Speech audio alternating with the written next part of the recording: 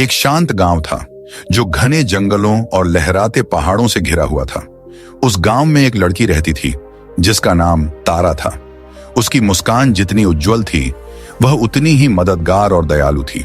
लेकिन तारा एक गहरे राज के साथ जी रही थी, अंधेरे का भय जो उसे पूरी तरह जकड़े हुए था। तारा को सिर्फ रात के अंधेरे से ही डर नहीं लगता था, बल्कि उस अनजान और अदृश्य चीजों से भी जो छायाओं में छिपी होती थीं। उसके मन में कल्पनाओं ने भय का ऐसा रूप ले लिया था कि उसे हर समय डर सताता था। इस डर ने तारा के जीवन को ढाल दिया था। वह शाम की बैठकों में नहीं जाती, जंगल की पगडंडियों से दूर रहती और यहां तक कि अपने ही घर के अंधेरे कोनों से बचती। उसका डर उसे निरंतर कहता, तुम कमजोर हो, अलग हो और बहादुर बनने के लायक नहीं हो। एक दिन एक बुजुर्ग यात्री गांव से गुजर रहे थे। उन्होंने देखा कि जैसे ही शाम ढलने लगी, तारा बेचैन हो उठी। यात्री उसकी तरफ बढ़े, उनकी आंखों में करुणा थी। उन्होंने कहा, बेटी, मैं भी कभी तुम्हारे जैसे डर से घिरा हुआ था। यह डर मुझे खा गया जब तक कि मैंने पवित्र घाटी में रहने वाले महान साधु वंदनीय संघा से ज्ञान नहीं लिया। शायद उनके उपदेश तुम्हारी भी मदद कर सकते हैं। हालांकि तारा को संकोच हो रहा था, लेकिन वह जानती थी कि वह हमेशा अपने डर की छाया में नहीं जी सकती। उसने हिम्मत जुटाई और साधु से मिलने की यात्रा पर निकलने का निर्णय लिया। पवित्र घाटी तक का रास्ता चुनौतियों से भरा हुआ था। तारा को घने जंगलों से गुजरना पड़ा, गर्जन करती नदियों को पार करना पड़ा और ऊंची पहाड़ियों पर चढ़ाई करनी पड़ी। हर छाया उसे चिढ़ाती हुई लगती, उसके डर को और बढ़ा देती। अपनी यात्रा की दूसरी रात तारा एक छोटी सी आग के पास बैठी थी। वह कांप रही थी क्योंकि चारों ओर का जंगल रात में जीवंत हो गया था। जंगली जानवरों की आवाजें और पत्तों की सरसराहट उसे बेचैन कर रही थी। पास में कोई हलचल हुई और उसका दिल तेजी से धड़कने लगा। उसने एक लकड़ी को मजबूती से पकड़ लिया, जैसे कि वह खुद को बचाने के लिए तैयार हो। लेकिन कोई खतरा सामने नहीं आया। इसके बजाय एक छोटा सा हिरण धीरे धीरे आग की रोशनी के पास आया। उसने जमीन को सूंघा और वहीं बैठ गया, जैसे अंधेरे से उसे कोई परवाह न हो। तारा ने ध्यान से हिरण को देखा। उसे समझ आया कि अंधेरे में हर चीज खतरनाक नहीं होती। कुछ जीव जैसे यह हिरण बस अपना जीवन जी रहे होते हैं। यह पल तारा के भीतर साहस की एक हल्की चिंगारी जलाने वाला था। उसने अपनी यात्रा को थोड़े स्थिर मन से जारी रखा। 5 दिन की कठिन यात्रा के बाद तारा आखिरकार पवित्र घाटी में बसे मठ तक पहुंच गई। वहां की हवा में एक अजीब सी शांति थी। चमेली के फूलों की महक और दूर से आती घंटियों की मधुर आवाज माहौल को और पवित्र बना रही थी। वंदनीय संघा एक विशाल बोधि वृक्ष के नीचे बैठे थे। उनके चेहरे से शांति और ज्ञान झलक रहा था। तारा उनके पास गई और आदरपूर्वक झुकी। उसने उन्हें अपने डर के बारे में बताया और कैसे वह उसके पूरे जीवन को नियंत्रित कर रहा था। संघा ने ध्यानपूर्वक उसकी बातें सुनी और फिर एक कोमल आवाज में बोले, डर मन की एक छाया है। यह तब बढ़ता है जब समझ का अभाव होता है। यहाँ 7 दिन रुक जाओ और हम तुम्हारे डर की प्रकृति को समझने का प्रयास करेंगे।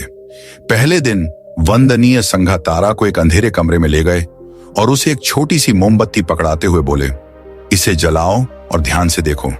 तारा ने मोमबत्ती जलाई और जैसे ही मोमबत्ती की रोशनी फैली, अंधेरा कमरे के किनारों तक सिमट गया। वह देख सकती थी कि कमरे में डरने जैसा कुछ भी नहीं था, बस साधारण दीवारें और एक लकड़ी का फर्श था।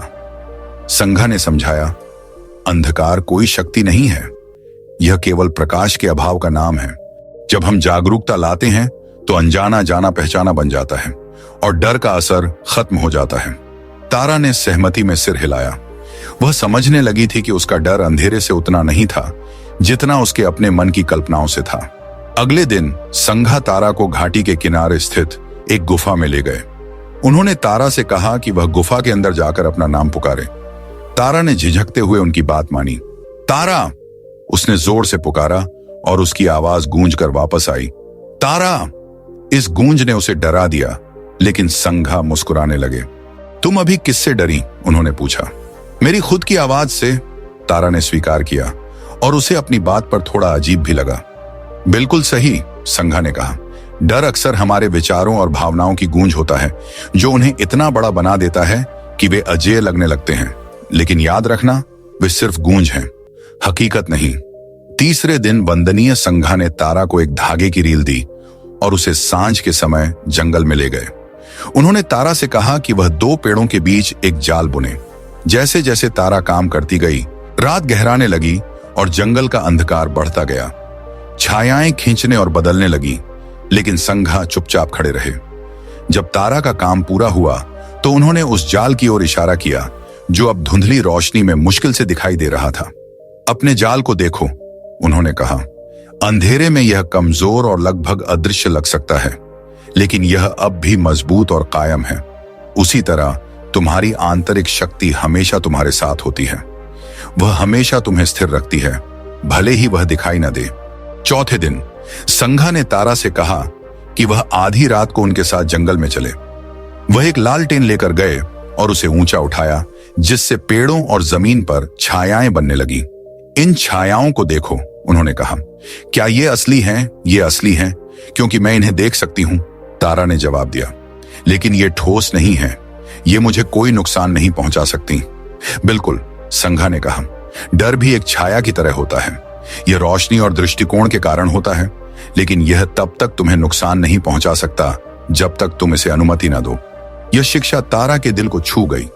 उसने अपने डर को दुश्मन की तरह देखने के बजाय उसे समझने और उसके साथ सह अस्तित्व में रहना शुरू कर दिया। 5वें दिन संघा तारा को एक चट्टान पर ले गए जो एक धुंध से ढकी घाटी के ऊपर थी। नीचे एक संकीर्ण रास्ता था जो हल्की धुंध के बीच से मुश्किल से दिखाई दे रहा था। क्या तुम मुझ पर विश्वास करती हो? संघा ने पूछा। हाँ, तारा ने जवाब दिया, हालांकि उसकी आवाज में हल्की झिझक थी। तो फिर मेरे पीछे आओ।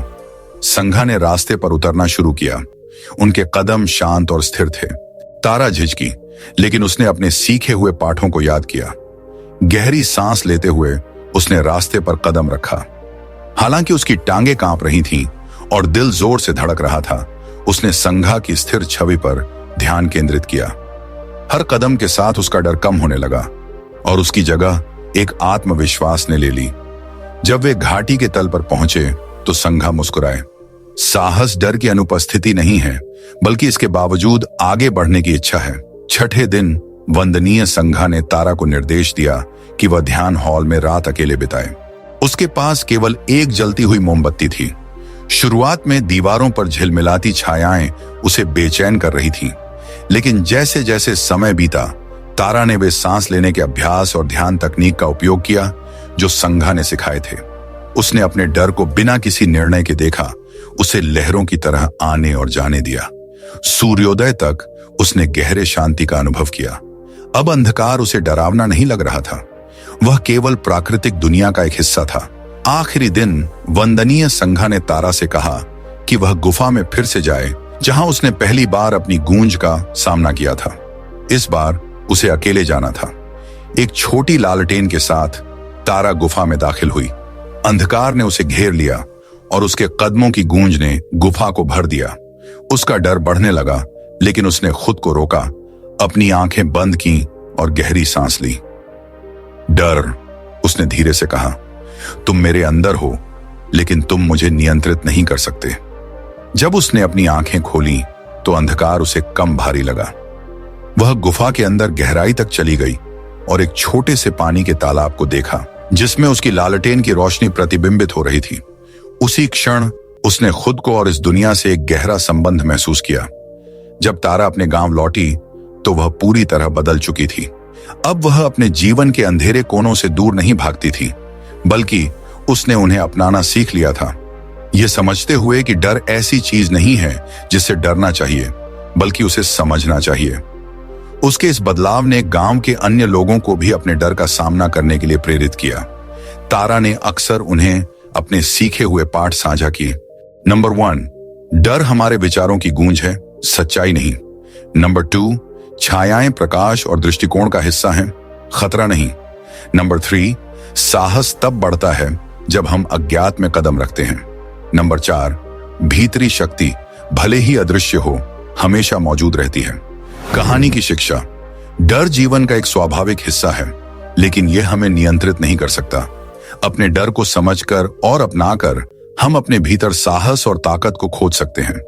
तारा की तरह हम भी छायाओं से गुजरना सीख सकते हैं और रोशनी में उभर सकते हैं। अगर आपको आज की कहानी पसंद आई तो वीडियो को लाइक कीजिए, कमेंट कीजिए और सब्सक्राइब करके बेल नोटिफिकेशन को प्रेस कर दीजिएगा। ऐसे ही प्रेरणादायक कहानी के लिए धन्यवाद।